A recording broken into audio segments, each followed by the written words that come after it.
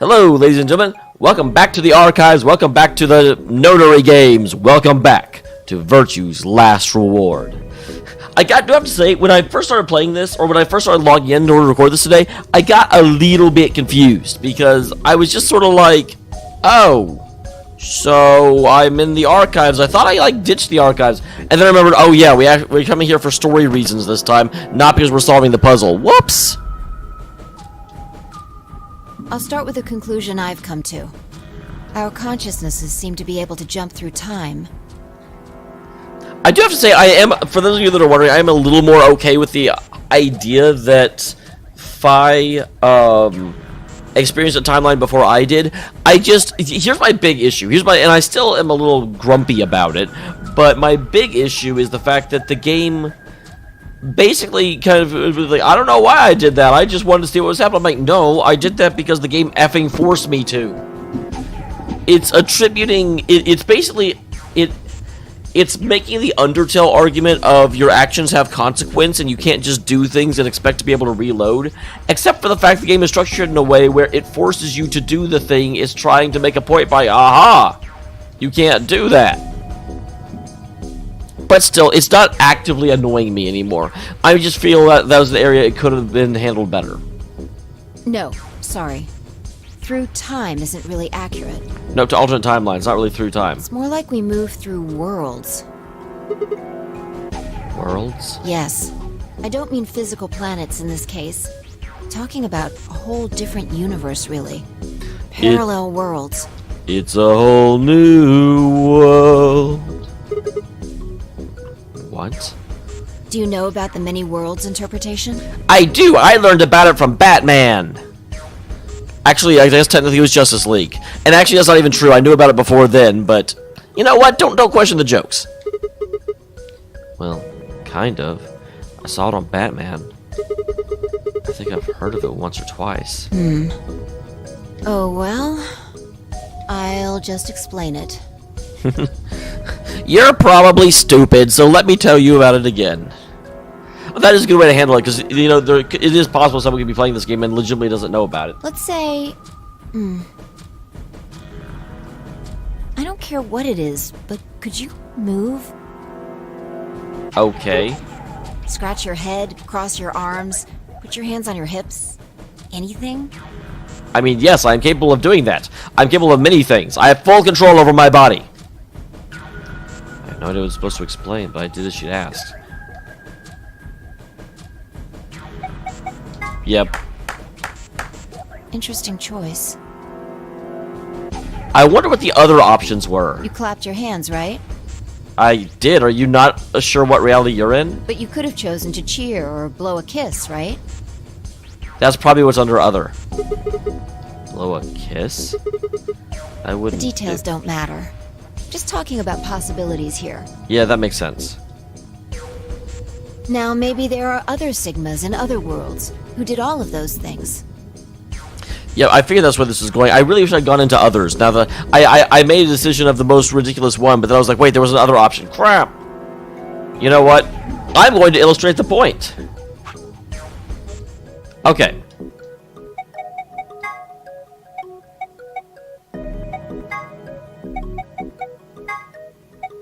Okay, I only have 8 options.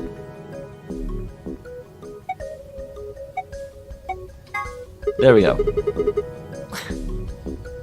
Was that supposed to be moonwalking? Yeah, I'm trying to get away from you. You're creepy. Yeah, you. I'm pretty good, huh? Yeah, sure. Yay! She likes me. But you might want to try going backward next time, not forward. Oh. I'm reverse moonwalking. Were you even looking? I was going backward.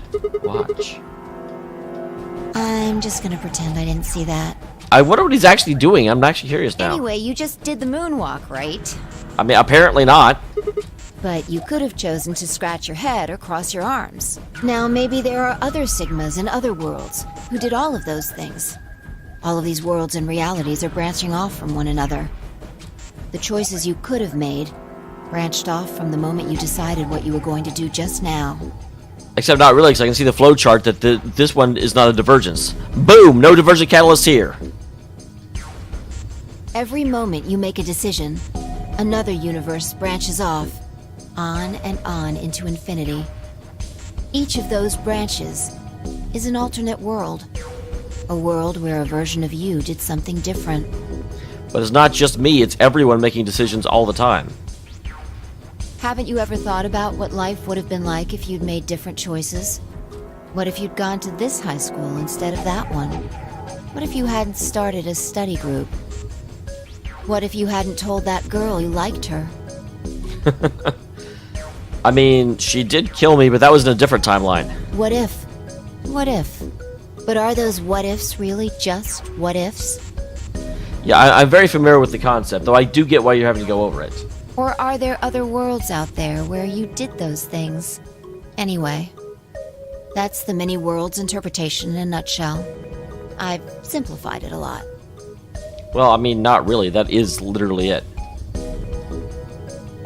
Doesn't have to be human actions, though. I just used your actions to make the explanation easier to grasp. The actions of a cat, the flight of a bee, the movement of a microorganism, even fluctuations in air temperature. All these can change history. Yes, although in my understanding, the many-worlds theory cannot necessarily show divergence in non-sentient beings. Like, bees and cats, sure, but, you know, saying something like, oh, well, the temperature had been this instead, well, the temperature isn't going to be anything else because it isn't making a choice, so it can't make a different choice. Whoa. Hold on a second here. A microorganism is a slide, but there's no way that air is conscious of it. Okay, there we go. Sigma has the same objection I do. Can you say for sure that you are?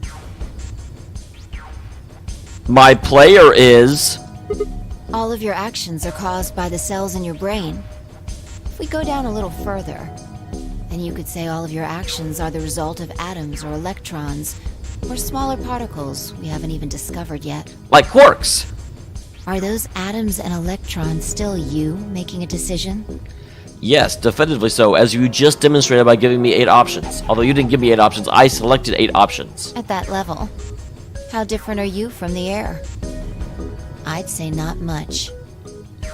Well, that's why you're not a scientist. Human existence is just one part of reality. Falling in love is like a tulip blossoming.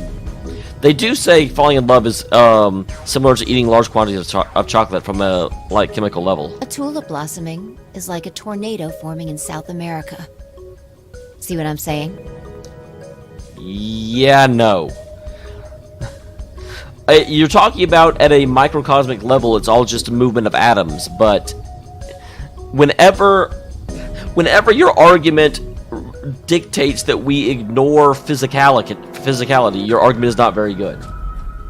The only thing that really matters is the action of the most elementary particles of matter.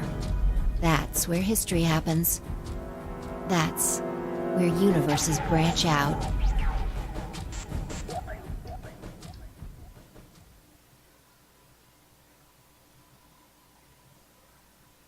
Hey, you stopped. I sure did. Is that bad? Are you done with that shelf? Oh, no, not yet. Well, keep looking while I talk. How familiar are you with quantum physics? Never mind, don't answer that. Hey! I know about quarks and stuff. I'll try and keep it simple for you.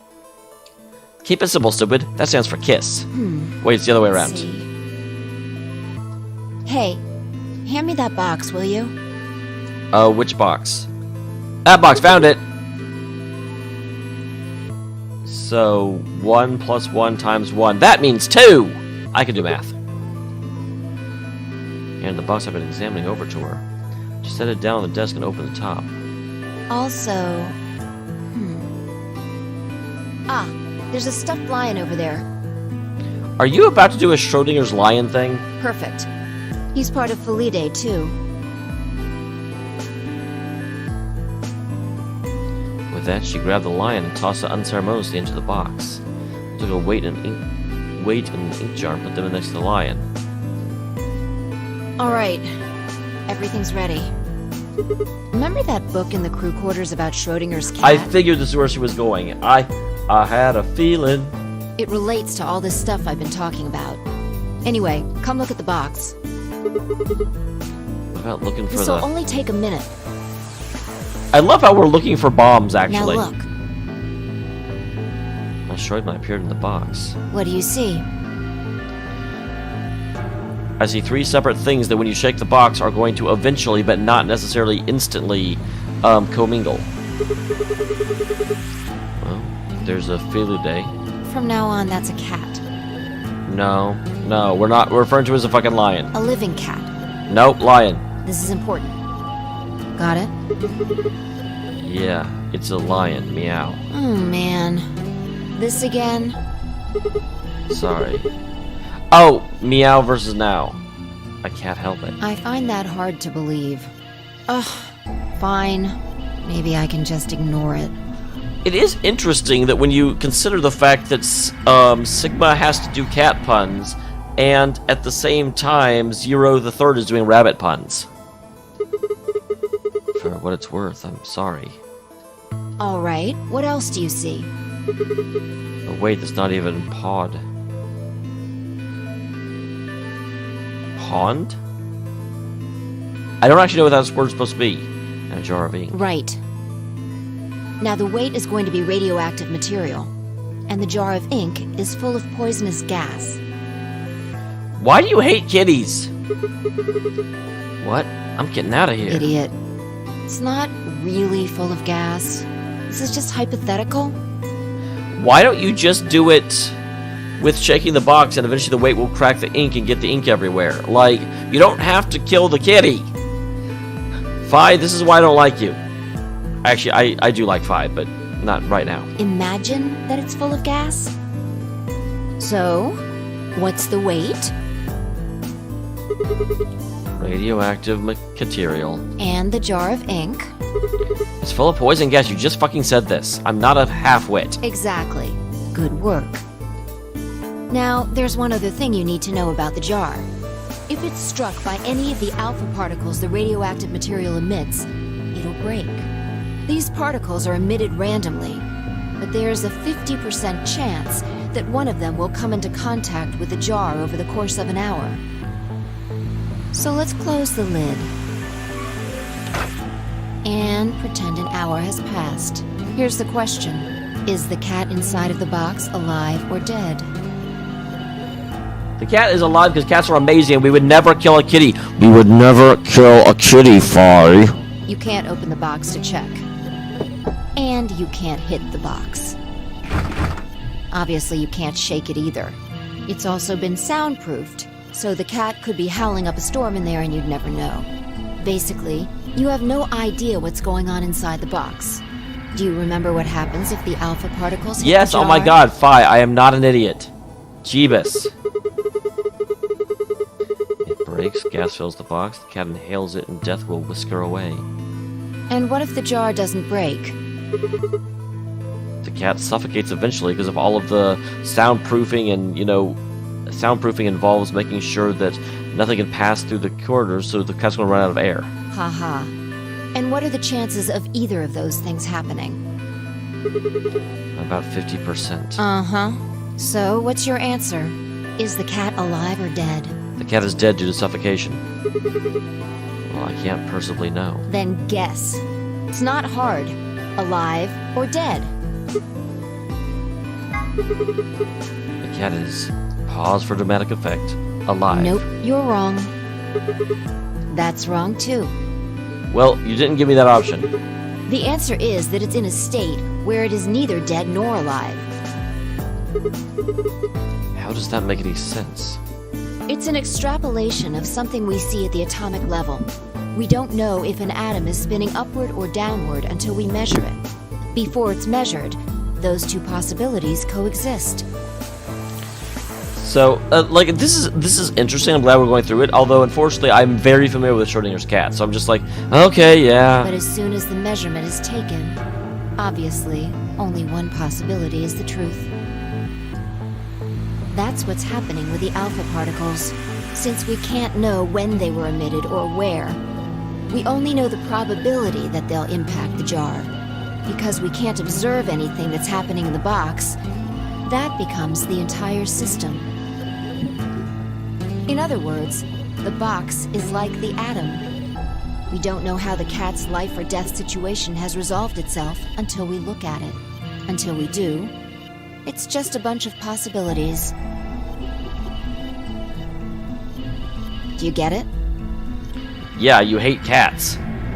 If the cat in the box is possibilities. It's both alive and dead. Right. So, let's open the lid. And when we do, all the possibilities will collapse into a single truth. Oh my god, the weight and the ink didn't move at all even though I shook the box. Meow. What a relief, huh? Looks like the cat's alive. Okay, at least she's going with my guess. Anyway, that's Schrodinger's cat. The many worlds interpretation is one theory for explaining that weirdness. So there's another world out there where this cat died? Yeah, that's the idea. Well, I'm glad I'm in this world. I'd much rather be in a world with a live cat.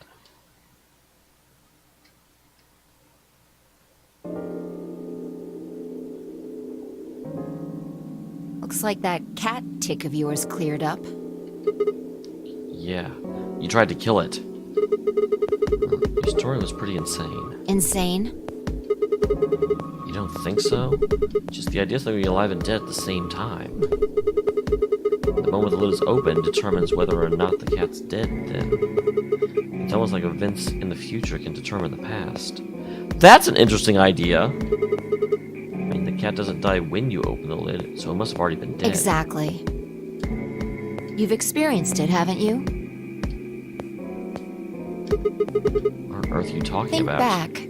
Remember round 2 of the AB game? When you chose Betray, what was my vote? But what Ally. happened this time? I chose Ally and you chose Betray. Right. And both times, I put in my vote a full minute before the deadline. When did you push the button? Right before the deadline. I see.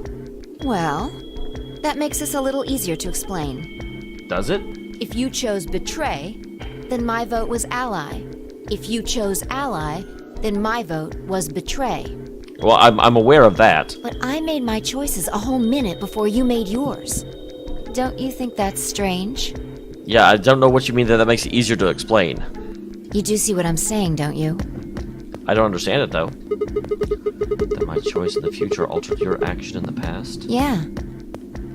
From your perspective, there's no other way to interpret it.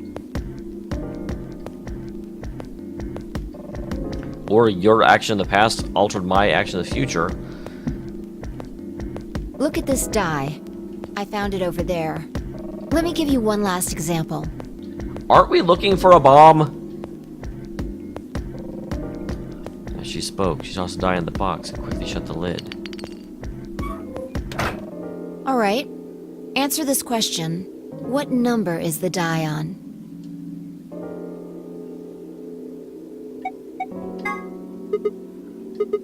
It's not 5, is it? Okay.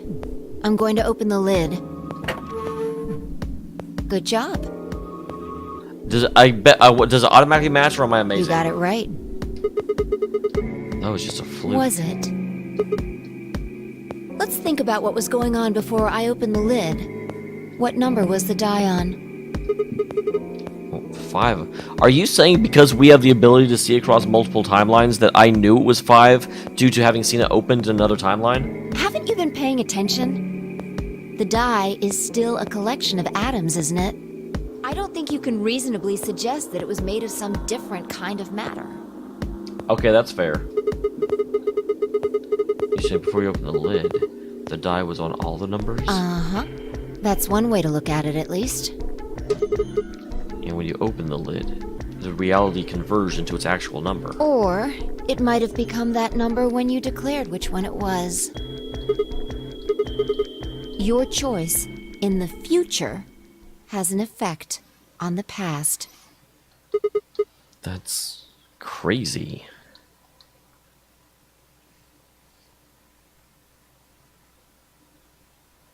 Anyway, that's all I wanted to say. We got a little off topic there, but I think I made my point. You did, although I still... the whole idea of you're creating reality, it makes sense for these two characters. It doesn't make sense in general. Reality separates off into an infinite number of branches for each and every possibility. You and I seem to be able to jump from branch to branch. Of course, our bodies aren't doing the jumping. They are not. Our consciousnesses just sort of dive into other versions of ourselves in other worlds. So it's interesting in that I wonder why she can do it too. I think I get it now. That's how you knew my name, right? You jumped in from another world where you already knew it. So you knew all those other things you shouldn't have known yet. Yeah, that's the best I can figure out, at least. Unfortunately, it seems like we don't retain all our memories when we jump. I do. Maybe we only remember particularly important things.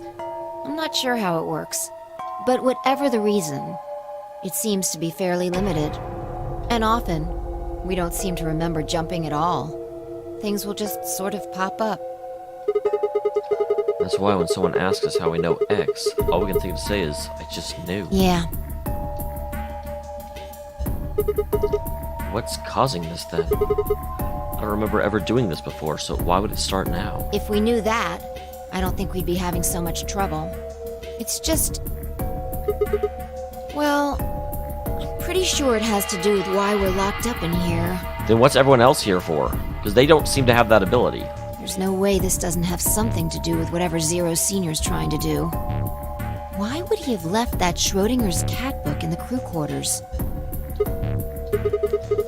You aren't kidding, are you? Maybe this is some sort of huge Schrodinger's cat experiment. And all 9 of us are locked up inside the box, right, meow? And what if you've got it backwards? We're outside of the box, and the rest of the world is inside. What do you mean the rest of the world? Then the moment we step out of this place... we might be determining the history of the world outside. Where does that come from? Although we've just established the fact that, like, Fi will get strange ideas based on her experience in future timelines I haven't seen yet.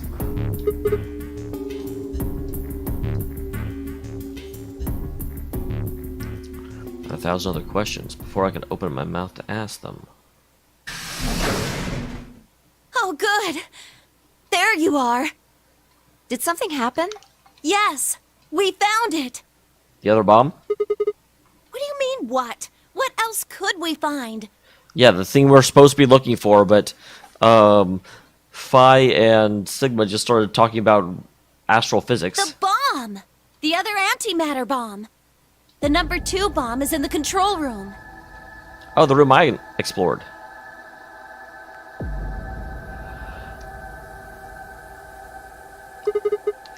Hey, it didn't make me walk through the area this time. Yeah. This is one of them, all right. And it's number 2, apparently. Well, at least we found them all now. Maybe. No. There could be more. Like Kay said, there might be a number 4 bomb out there.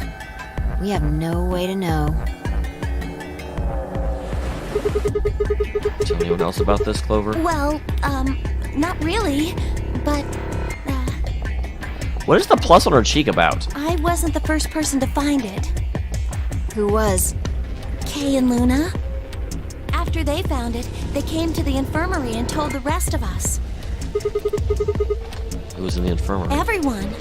Tenmyoji and Dio were there. So were Alice and Quark, of course. Although they were still asleep. So everyone who wasn't asleep knows about the bomb. I see. Yeah. There's nobody else here, though. Where'd they all go? Right after we came here to look at the bomb, they all left. Interesting. What else could be important right now? They were going to go look for you two. I misheard that as YouTube for a second. They're the same, still sleeping. We checked them out just to be sure, but they seemed fine. Well, that's good at least. If Fi and I looked at one another and let a small sigh of relief. Oh, right. I checked everybody's bracelets when we were in the infirmary. Did you want to know what they were?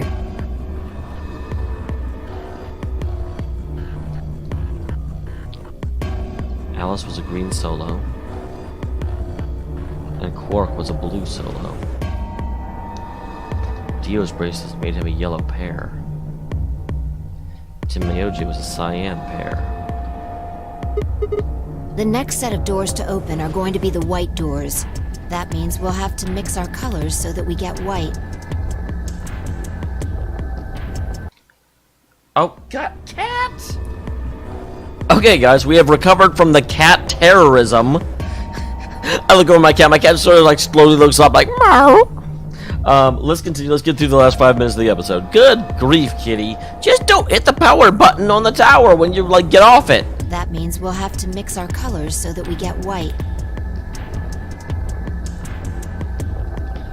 If I let out what that would mean. Option A. Fi and Tim Myoji cyan would pair with me, red. Jeez, Fi again. K and Dio yellow would pair with Quark, blue. Clover and Yuna magenta would pair with Alice, green. Huh? There's only one option? Yeah. I cannot get away from this white-haired chick. Any other combinations don't make white. Yeah, what about Alice and Quark? This is gonna be a while till they wake We'll up. just have to carry them. The secondary doors won't open without 3 bracelets. And if we can't open them... Yep, we get penalized. Exactly. Don't worry about Alice. I'm on her team. Are you saying you can carry Yeah, her? well, I can get Luna to help me. True. I'm sure she'd be happy to help. He's on Kay's team. So we don't have to deal with unconscious people. There shouldn't be any issues there.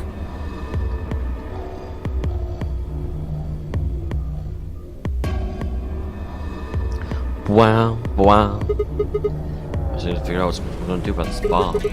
Let's say we should be safe as long as I'm true with the remote. Maybe, but we can't just leave them here forever. But we can't, like, move them either. I mean, if they go off, then everything in like a couple 100 kilometers is gonna get fried.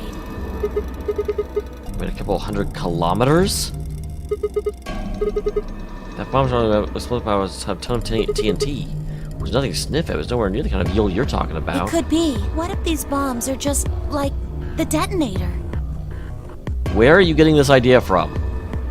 I mean, there might be a bunch more anti-hydrogen around here somewhere.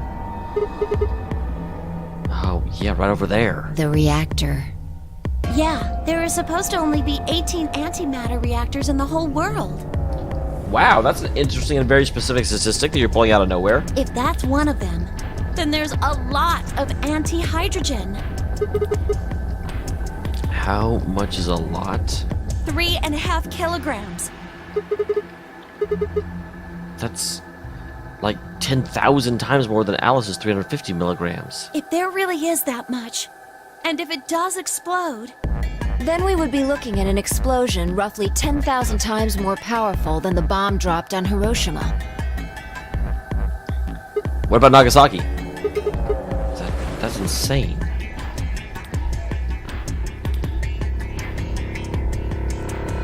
Wait, Clover, how did you know that?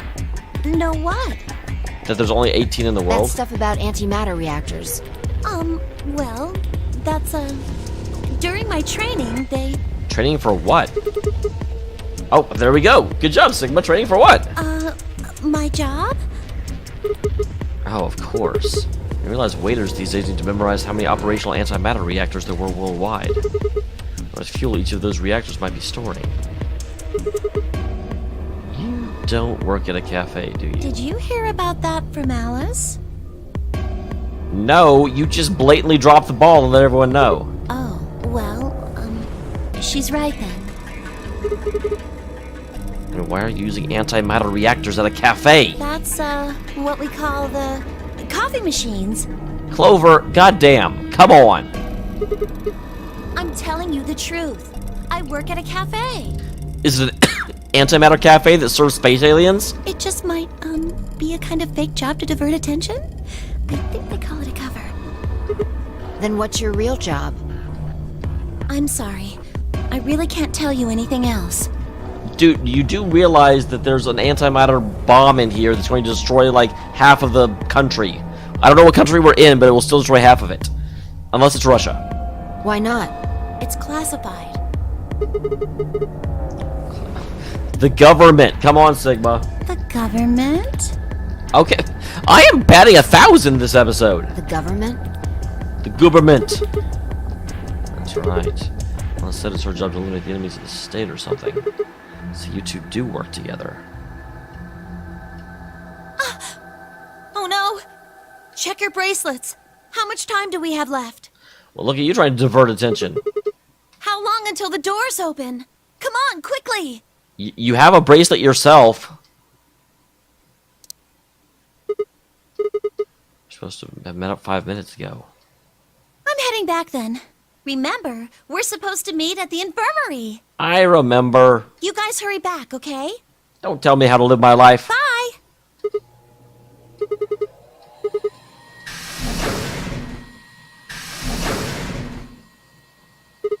And she's gone. And so is this episode. Thank you very much for tuning in, everyone. I will see you all in the next one.